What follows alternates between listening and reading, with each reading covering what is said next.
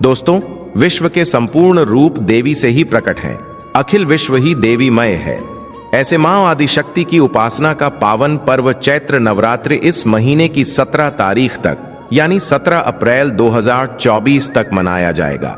हिंदू धर्म में चैत्र नवरात्रि का विशेष महत्व माना जाता है।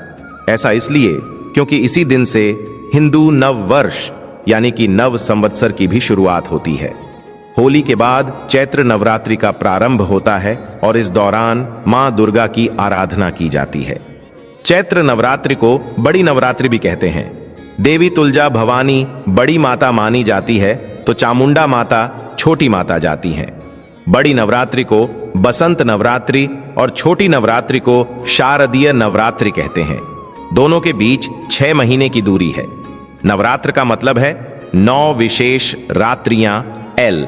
इस समय शक्ति के नव रूपों की उपासना की जाती है क्योंकि रात्रि शब्द सिद्धि का प्रतीक माना जाता है एल।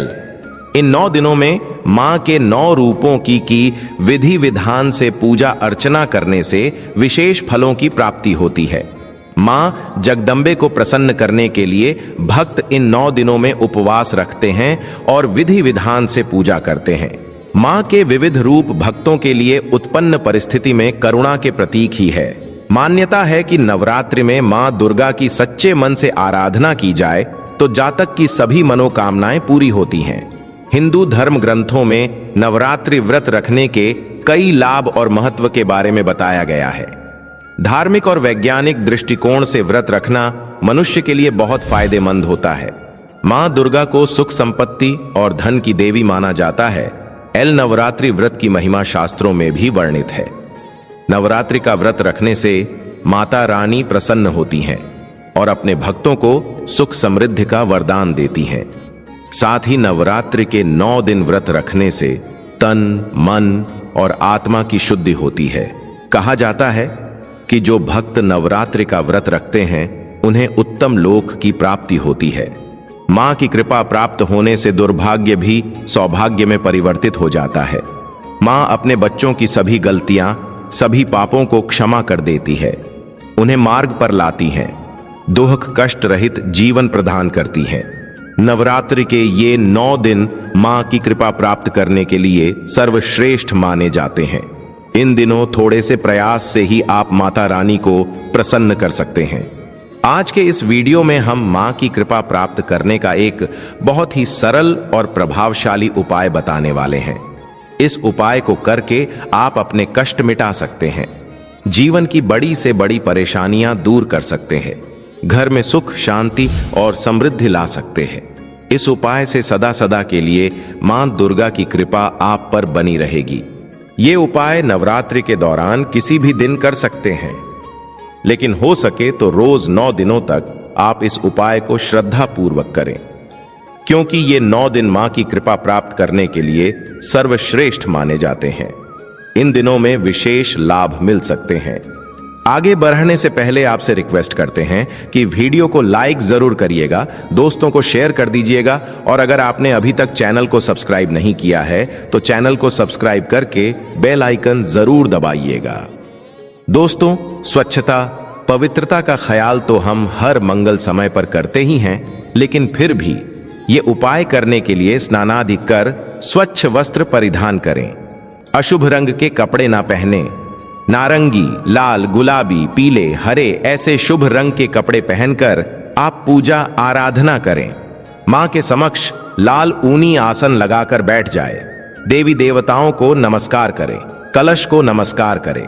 कलश के मुख में विष्णु जी, कंठ में रुद्र तथा मूल में ब्रह्मा का वास होता है और कलश के मध्य में दैवीय मातृ शक्तियां निवास करती हैं। उन्हें नमस्कार करके पूजन की शुरुआत करें। अगर आपने अखंड ज्योत नहीं जलाई है तो आप सबसे पहले कलश के सामने धूप दीप प्रज्वलित करें। कलश पर कुमकुम से तिलक करें, फूल चढ़ाएं और साथ ही देवी मां की भी पंचोपचार पूजा करें।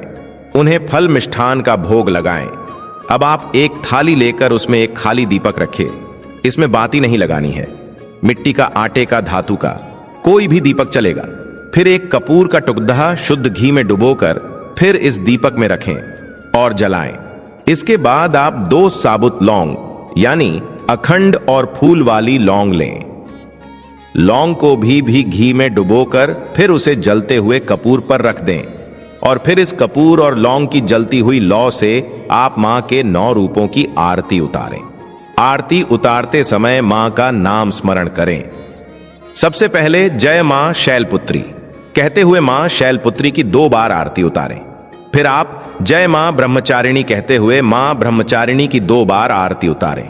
और ऐसे ही आप जय मां चंद्रघंटा 2 बार मां चंद्रघंटा की आरती उतारें। इसी प्रकार 2 बार मां कुष्मांडा की, 2 बार मां स्कंद माता की, 2 बार मां कात्यायनी की, 2 बार मां कालरात्रि की, 2 बार मां महागौरी की और 2 बार मां सिद्धिदात्री की आरती उतारें। आरती के बाद आप उस थाली को देवी मां के सामने रख दें। अब आप मां के नवार्ण मंत्र का एक माला जाप करें। मंत्र है ओम ऐं ह्रीं क्लीं चामुंडाय विच्चय।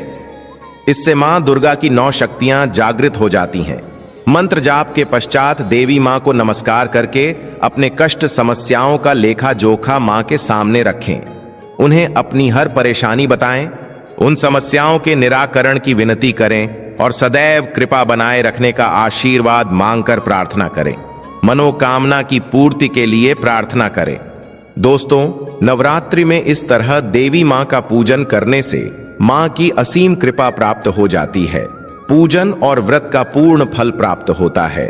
सुख, समृद्धि, आरोग्य, यश की प्राप्ति होती है।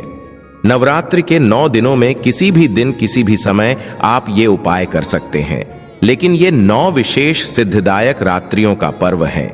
इसलिए इस उपाय को शाम के बाद करने से विशेष शुभता मिलती है, पुण्य फलों में वृद्धि होती है। नवरात्रि में अगर आप कलश स्थापना नहीं कर पाए हैं या किसी कारण व्रत भी धारण नहीं कर पाए हैं, तो ये आसान सा उपाय करके आप दुर्गा मां की कृपा पा सकते हैं।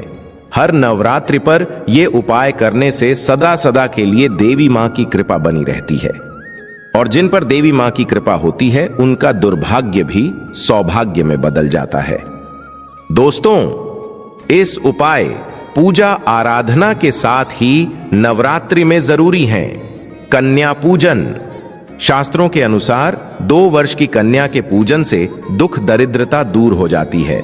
3 वर्ष की कन्या के पूजन से धन धान्य की कमी नहीं होती, परिवार में संपन्नता आती है।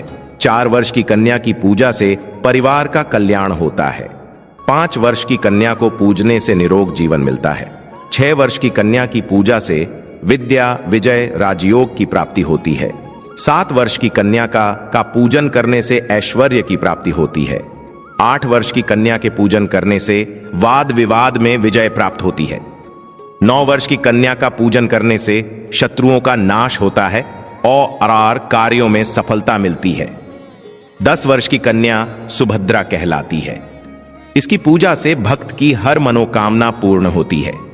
इसके अलावा नवरात्रि में सात्विकता अवश्य बरतें।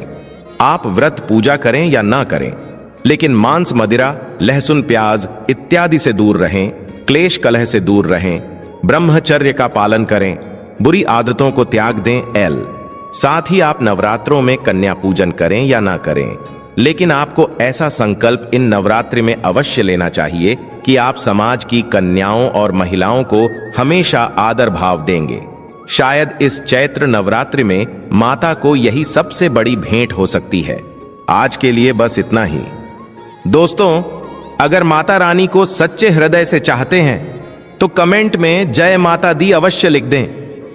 दोस्तों, अगर आपको यह जानकारी पसंद आया है तो वीडियो को लाइक करिएगा, दोस्तों को शेयर जरूर करिएगा और चैनल को सब्सक्राइब करके बेल आइकन जरूर दबाइएगा। आपका दिन शुभ हो।